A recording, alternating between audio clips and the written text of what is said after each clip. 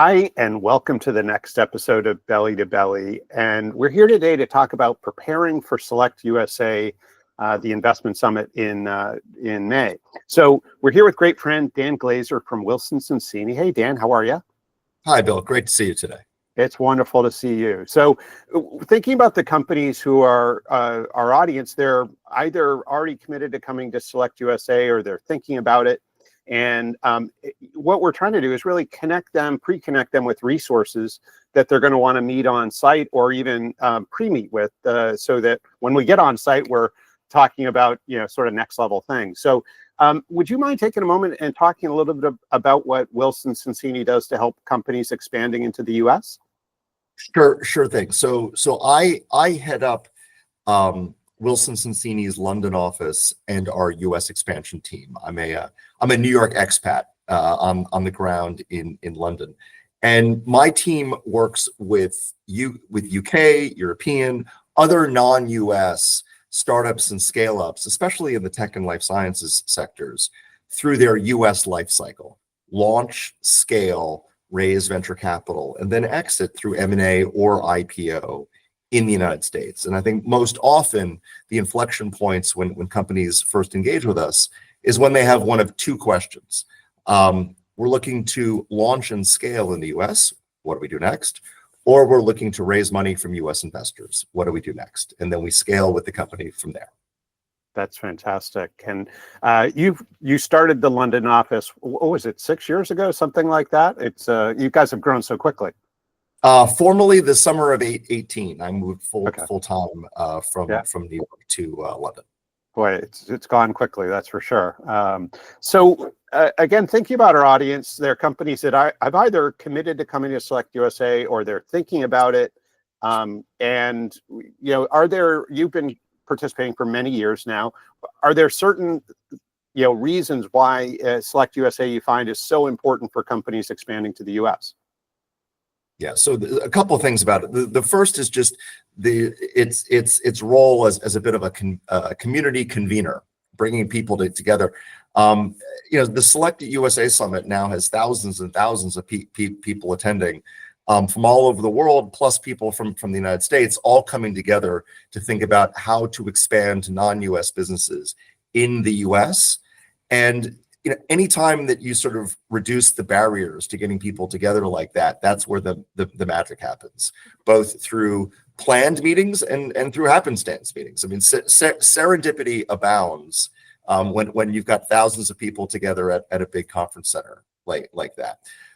But in particular, what's helpful is that each of the 50 states and other regions as well have representatives at the event, and specifically, they're set up with tables or booths at the event center to go talk to them about what sort of incentives and other opportunities there are to expand to that particular state or region. And getting all of those people together in one place is unique and kind of extraordinary, right? That if you want to do a tour of the United States and decide where is the best place to expand my business in the US, you can cover literally the entire US by going around the conference floor. And if you do it on the International Food Night or the US Food Night, which is particularly exciting, right? They're all serving different cuisine from their different states. I mean, very few places can you go from a Maine lobster roll, right, to Texas Tex-Mex, to then maybe getting a bit of bourbon, right? It's quite the setting. I was going to say it's not just food. Yeah, there seems to be plenty of liquid flowing for sure, but I think you hit the nail on the head. The ability to touch the whole country, state by state or region by region, so quickly and so efficiently. It's just an amazing attribute of the event. So again, thinking about the companies coming, some will already have a presence in the U.S., as you well know. Some are, this will be their first time, and being a veteran of the event, are there particular tips you would have for companies that are coming in terms of how to get the most out of it? Yeah, I mean, first thing is think about setting up meetings in advance. I mean, for any conference of this size, it can be all too easy to show up without a plan and just kind of get lost a little bit. So it's smart to set a number of, let's say, anchor meetings that you know that you're going to have, but also leave yourself time for that sort of serendipity as well. Leave a little bit of flexibility, but certainly understand, what are your core meetings going to be, and set those up in advance. As I mentioned, make an absolute point of it to block some time and wander around the event hall where all the different states are set up, so you can have those sort of relaxed conversations and see what each has to offer. And you want to block off a fair amount of time for that. Most importantly, follow up. Right? Is that when you certainly that is a very culturally American approach. Is if you do have a productive meeting, keep the momentum going and follow up, right? And additionally, think about what it is that you might be bringing to the table that others might find useful or interesting. Like if you've got particular connectivity in your home region, think about who that might be interesting to, right? To make to make it more of a mutually productive relationship that you might create with others that you meet at the event.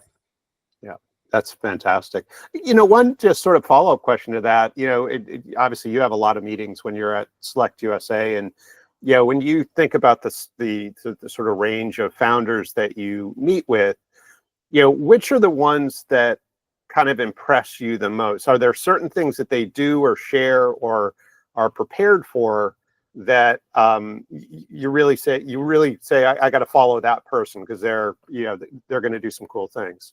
Yeah, certainly the ones that stand out are the ones that have a very specific idea of what they want to get out of the conference and are able to very concisely explain what they do and what their value proposition is.